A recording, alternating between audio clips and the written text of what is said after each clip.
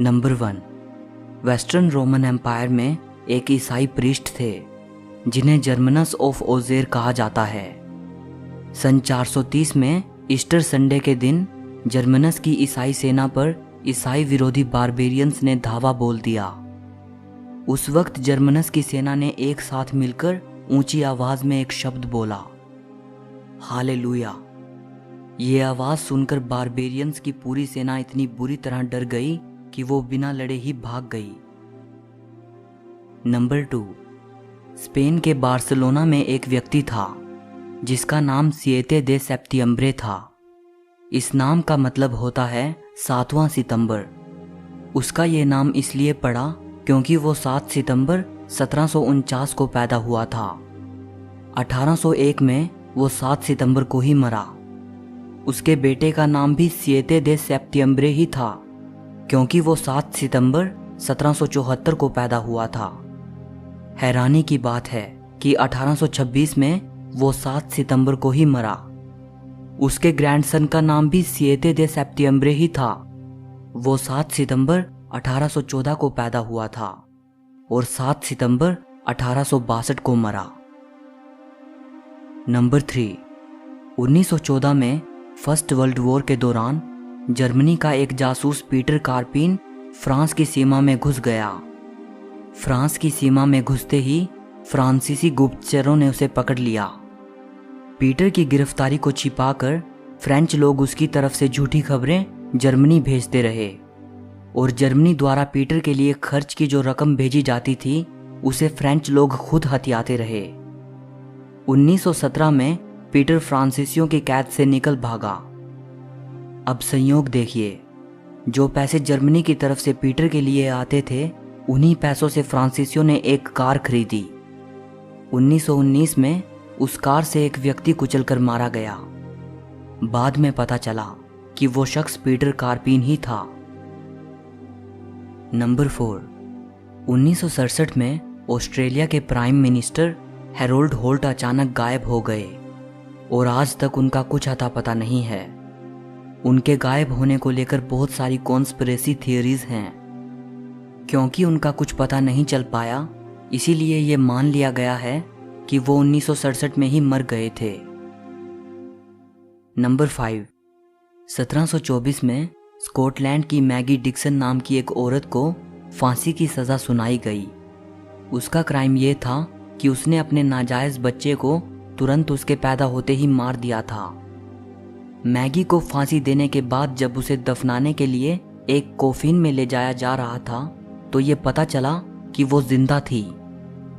Court ने यह फैसला सुनाया कि उसे एक बार मृत्युदंड दिया जा चुका है, इसलिए अब फिर से उसे सजा नहीं दी जा सकती। इसके बाद वो औरत 40 साल तक जिंदा रही और उसे हाफ हैंगिड मैगी कहा जाने लगा। नंबर 6, 17th सेंचुरी में मोरक्को में मुले इस्माइल नाम का एक सुल्तान था। उसका ये मानना था कि उसके हाथों से मरने वाला कोई भी व्यक्ति सम्मान प्राप्त करेगा, इसीलिए वो हमेशा अपनी रकाब पकड़ने वाले नौकर का सिर काटकर उसका शुक्रिया अदा करता था। इस तरह उस बादशाह ने अपने 10,000 नौकरों को मार डाला। नंबर 7, 1 सितंबर जापान के इतिहास में बहुत बुरी तारीख है। जापान में विनाशकारी भूकंप 6 बार ठीक इसी तारीख को आया। सबसे पहली बार 1 सितंबर 827 को, फिर 1 सितंबर 859 को, 1 सितंबर 867 को, 1 सितंबर 1185 को, 1 सितंबर 1649 को और आखिर में 1 सितंबर 1923 को।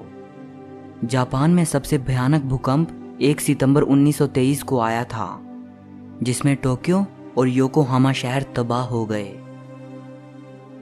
नंबर 8, फ्रैंक हेस नाम का एक व्यक्ति जो कि एक घुड़सवार था।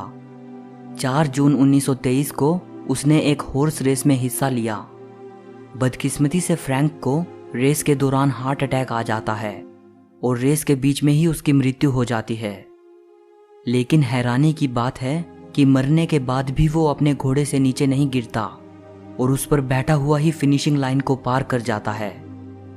इससे पहले फ्रैंक ने अपनी जिंदगी में कोई रेस नहीं जीती थी और किसी ने उससे ये उम्मीद नहीं की थी कि वो ये रेस जीतेगा। ज़्यादा हैरानी की बात यह है कि वो रेस के बीच में ही मर जाने के बावजूद भी इस रेस में पहले स्थान पर आता है। नंबर 9, 13th सेंचुरी में कैथोलिक चर्च के पोप ग्रेगरी ने यह दावा करना शुरू कर दिया कि जो काली बिल्लियां होती हैं वो डेवल वर्शिप से जुड़ी होती हैं, इसीलिए काली बिल्लियों का वजूद दुनिया के लिए सही नहीं है। पोप के इस बयान के बाद पूरे यूरोप में काली बिल्लियों का सफाया होना शुरू हो गया और धीरे धीरे काली बिल्लियों की तादाद बेहद कम हो गई। इसका नतीजा ये हुआ कि चूहों की तादाद काफ़ी मात्रा में बढ़ गई। माना जाता है कि चूहों का इतनी ज़्यादा तादाद में बढ़ना ही वो कारण था जिसने ब्लैक डेथ महामारी को पूरे यूरोप में फैला दिया था, जिसकी वजह से यूरोप की आधी आबादी ख़त्म हो गई। नंबर 10, 19th सेंचुरी में इटली के एक राजा थे, किंग उम्बेर्तो फर्स्ट। इनका एक हमशक्ल था जिसका नाम उम्बेर्तो सांतिनी था। दोनों बिल्कुल एक जैसे दिखते थे। दोनों इटली के ट्यूरिन शहर में एक ही दिन पैदा हुए थे। इन दोनों की पत्नियों का नाम मार्गेरिटा था। दोनों का ही एक एक बेटा था और दोनों के बेटों का नाम वित्तोरियो था। दोनों इटली के मोन्सा शहर में एक ही दिन बंदूक की गोली से मरे थे। राजा को असैसिनेट कर दिया गया, जबकि उम्बेर्तो सांतिनी का मारा जाना एक दुर्घटना थी।